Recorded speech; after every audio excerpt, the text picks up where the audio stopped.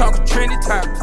Interviews with who got motion, we gon' get it poppin'. Just show me stay, we here to stay, nothing they can do about it. Everything 100. Yo, what's up, man? It's Nitty Gritty, man. On the Fix 100.3, the BSTL's Hip Hop and R&B. We got a special edition of the Fix. We got Mayor Tashara Jones sitting in the building with me. So, the election is coming up, so I think it's only right for the people that, you sit down and let them know what it is. Yes, absolutely. Mayor Jones, what's up with you? What's up? What's happening? So let's just get straight to the point. So, it's a lot of frustration in the city, with some voters feel like none of the candidates have truly earned your vote yet, your opponent's vote yet. What would you say to the people that, that's skeptical? Well, first, thank you for having me. Second, I would say that a lot of the problems in St. Louis predate me. They have been here for decades, and you can't fix them in 1 4-year term or even 2 4-year terms. North St. Louis has been on the decline for over 50 years, as long as I have been alive. Yeah. And you can't fix that overnight. So if somebody from North St. Louis, asks you a question and they say, what have you done for North St. Louis in the last 4 years? What would your response be to that? Well, I would say that we have leveraged over $250 million in American Rescue Plan Act funds to $1 billion of investment in North St. Louis and all parts of the city. I would say that we are building new homes in areas that haven't seen mortgage generation in 15 to 20 years. I would say that we purchased the old Killark electrical plant on Martin Luther King, and we're going to turn that into a world-class economic mobility hub that our workforce development is going to go there. Our Office of Violence Prevention, our Economic Empowerment Center is going to move from Sumner over there, as well as our equipment for the Land Reutilization Authority. I would say that we have built over 3,500 housing units in the last 4 years. I would say that we have demolished over 990 vacant buildings over the last 4 years. I would say that we have over $300 million in transportation infrastructure set between now and 2027. And so their rides up and down Kings Highway, Jefferson, Union, Grand, and Goodfellow are going to be a lot smoother. Now, I would say that we have made tons of investments in holding bad property owners accountable all over the city, whether they're in downtown, Dutchtown, or Walnut Park. Well, I guess one of the things that, what comes with leadership, it's easy to blame or point the finger. So I guess, people often blame the mayor for everything that goes wrong in the city, and every position has its limits. So what's the biggest misconception that people have about the authority of a mayor? I would say the biggest misconception that people have over the authority of the mayor is that I'm over the schools. Okay. And I am a product of St. Louis Public. Went there all the way through 5th grade. Shout out to Herzog Elementary and shout out to Walnut Park where I grew up. But I'm not over the schools. The schools have their own school board. And for those who were listening, there is an election coming up on April 8th and 3 seats are up and there are 12 candidates. And so I would advise people to do their homework and vote with discretion as they look at the candidates. So I guess so with that being said and people thinking that you have authority over certain things, what's one of the biggest challenges that you felt that you had to face during your tenure as mayor? I think the biggest challenge that I have faced is meeting expectations of my community. And when I say my community, I mean the Black community.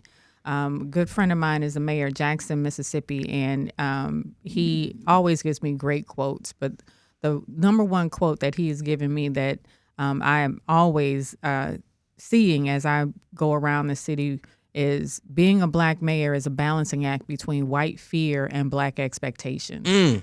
And say that again. Being a Black mayor is a balancing act between white fear and Black expectations. Wow. I think as Black people, we harder on our own. You better preach. Than any other race, But let's talk about everyday problems that's affecting the real people. I had people, give me questions to ask and things like that. So, like, what would you say about like the homelessness crisis, and like, what's the real plan? Obviously, a woman lost her life last week. Right. Trying to stay warm and things like that. But every winter, is people left on the street. So, like, what's the actual plan beyond emergency shelters? Yes. So, a lot of times our unhoused come from all over the region, and they land in downtown St. Louis and expect us to take care of them. And we do, willingly. But that puts a strain on our already limited resources that we receive from the federal government for our unhoused.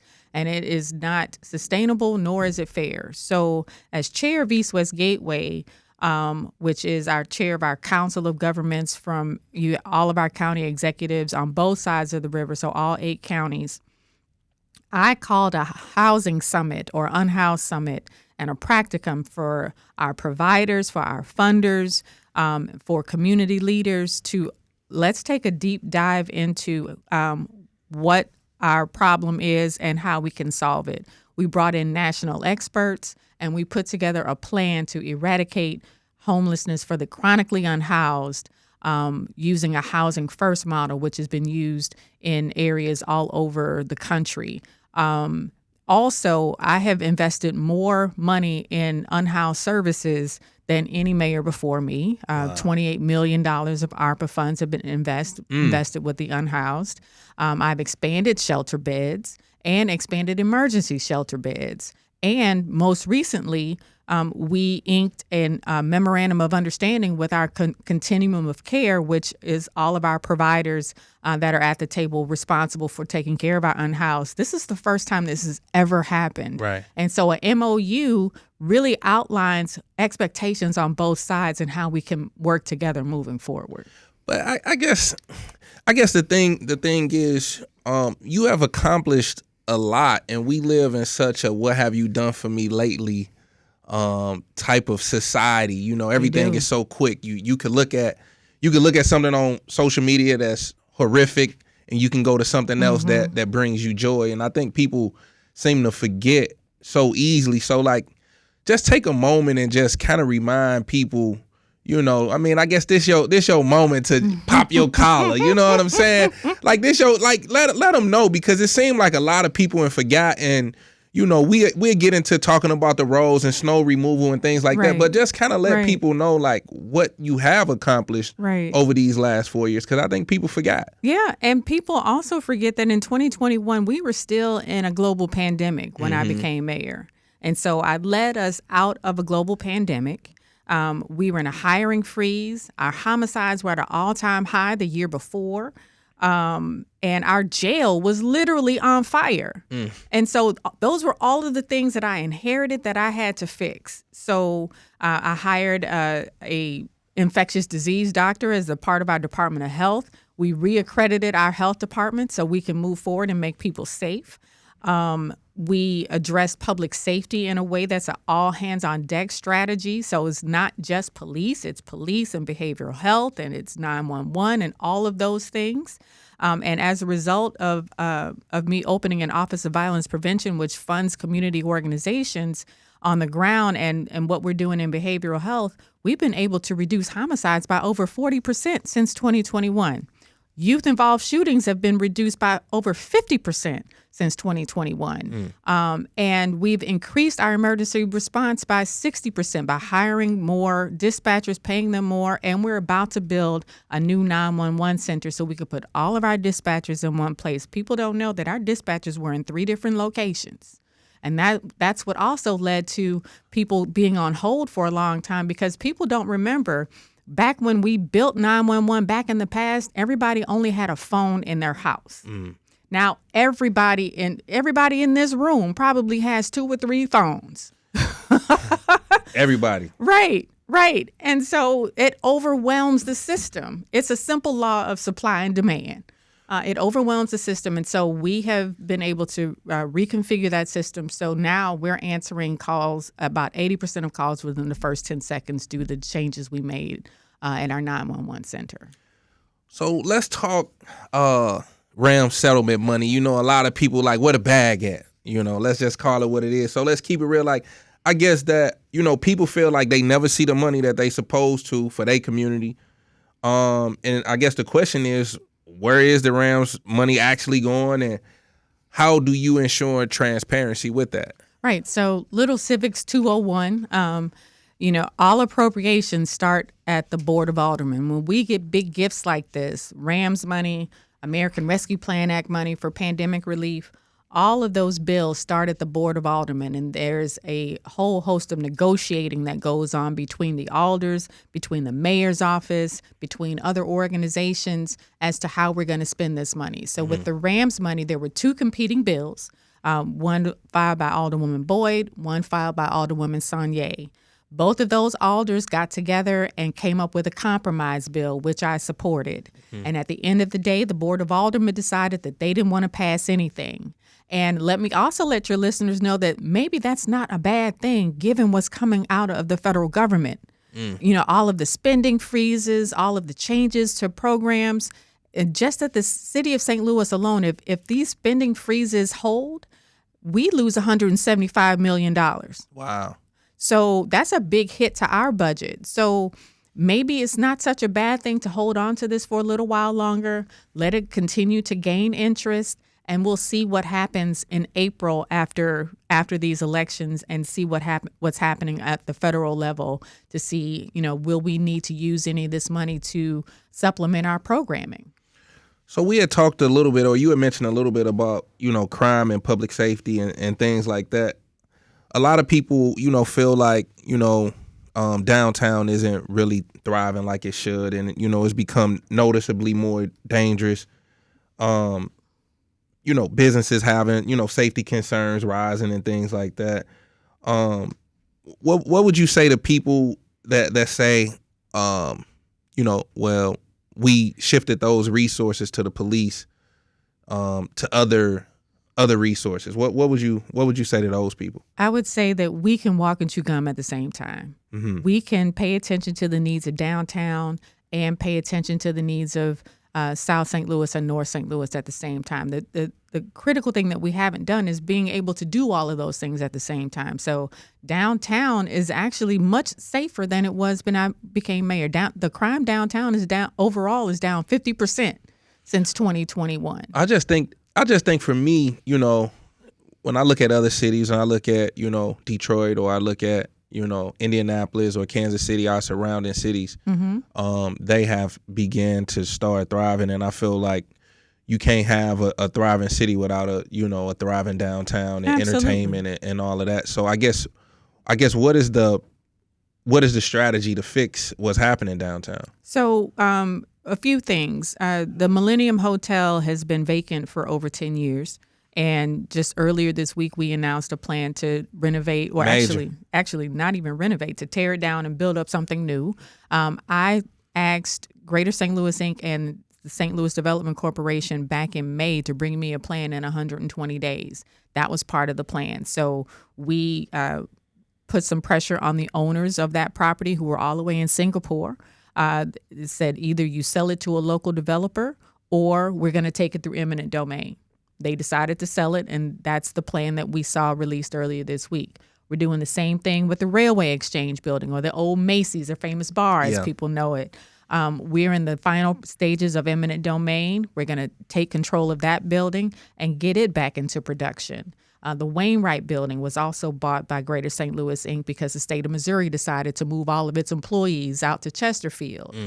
So we're going to take that building as well and make sure that that stays in local hands. There are about $2 billion of projects going on in downtown right now. They're expanding the number of apartments available, expanding businesses, and changing those large pieces of real estate into putting them back into production and making them productive assets for our city. Well, that's great. I just think, you know, probably people need to understand that sometimes things move slower than what is, than what they're accustomed to. I mean, one of the things that I think you didn't mention was the Jefferson Arms Hotel. That's coming aboard.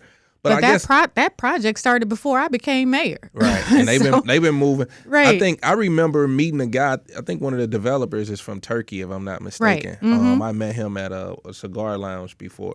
All right, so people in St. Louis, you touched on it earlier. They talking about basic services not getting met. How do we improve those? Things like trash pickup, snow removal. Why are we having issues with those basic services? One word: personnel. And for any of my opponents who tells anybody that they're going to be able to do it better, I got a bridge to sell you. Because these services only move as fast as the people who are doing those services. And we have hiring bonuses available right now for trash truck drivers, $3,500 if you become a trash truck driver, but you got to stay 6 months. Ask me how many people have actually gotten that hiring bonus. But I know Zero. I know the street department that said they was never really responsible for the snow removal. Can you address that policy or Yes. the misconception about that? Yes. So for decades, even before me, the streets department is responsible for primary roads, secondary roads, and hill routes. Okay. Period. Okay. That's all they are responsible for when it comes to cleaning our streets. This snowstorm that we saw was one of the worst that we have seen in a long time. And our typical response, honestly, was not adequate. And so we didn't pivot fast enough and ask for help fast enough. But when we did, we cleaned things up. There are also clauses in the contracts for our refuse workers that they don't have to pick up trash if it's lower than 10 degrees outside or 6 inches of snow outside. So again, educating people on these things. So, and I can't control the weather. It was below freezing for several weeks after we had that snow in early January. But I think we need people to remember that the city has never, ever plowed residential streets, and sidewalks are the responsibility of either the business owner or the homeowner. Yeah. I think I had seen a couple places maybe report some things that was probably false. What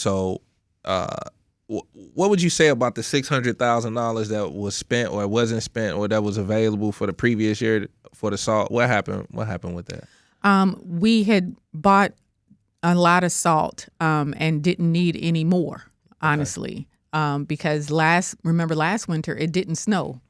It barely snowed. Like maybe 8 inches the whole winter, if that much. Right. And we didn't need it. So we double that now. We had like 18, 19 inches. Right. This is the worst winter we've had in a long time. Yeah. Typically, St. Louis gets about 15 inches of snow on average.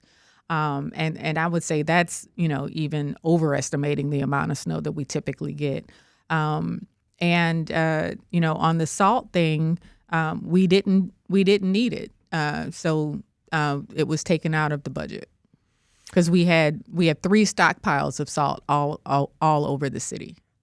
So I guess my question that I want to leave the people with,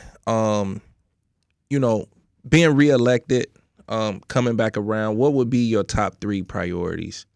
My top 3 priorities are to continue the progress that we've made on reducing crime and homicides. We're making progress. It's not perfect. And for those who are victims of gun violence, just like my own family, I know that when we say that crime is down, they don't really hear that. Mm-hmm. But crime is down. Second, we want to continue our efforts on economic development, especially in neighborhoods that haven't seen development in decades, like North St. Louis, parts of South St. Louis. And we want to continue to build up our infrastructure to set the stage for the transformational growth that's about to happen in this city. We're going to expand public transit through the Green Line. We're going to upgrade our airport, consolidate those terminals into a one-terminal airport. It's going to be beautiful when it's done. I can't wait. So before we wrap up, let's make sure that people understand the unique voting process. Yes. What should voters know about how it works? How they go about picking their candidates, all of that, everything that's leading up to, March 5th. March 4th. March 4th and April 8th. Just kind of talk about that. So March 4th is the primary, and we have what's called approval voting in the city of St. Louis, meaning that you can vote for all of the candidates you like on the first ballot. There are 4 candidates on the ballot, including myself. And then the top 2 approval vote getters then go on to a runoff on April 8th. So we have to vote twice. Okay. I wasn't going to ask you this question, but I got to ask. In cities like Charlotte, other cities, the black communities tend to unite behind one candidate. But in St. Louis, it seems as if it's more division and it's, we can't really find one person and we split the vote. I know how, like, you grew up in St. Louis, you know how it is, and, we get labeled that crab in the barrel city. Like, how do that impact the elections in your eyes? Well, it impacts elections in a lot of ways. I could be running for my 3rd term instead of my 2nd. There it is. Mayor Jones, I really appreciate you stopping by. This is an exclusive interview on The Fix. I'm a fan of yours, always been a fan of yours. And I'm a fan of yours too, Nitty. Yeah, I appreciate it. Love what you've been doing in the community. You always welcome to come back. I'm rooting for you, wishing the best for you. And there it is. Keep your ears locked, man. That's Mayor Jones right here on The Fix with Nitty Gritty, the Culture Connect. Thank you for tuning in to The Fix every Saturday at 7 p.m. Stay connected with us on all platforms. You dig that? At The Fix STL. And follow your hosts at Nitty Gritty. If you enjoyed today's show, check us out for bonus content, interviews, and exclusive giveaways.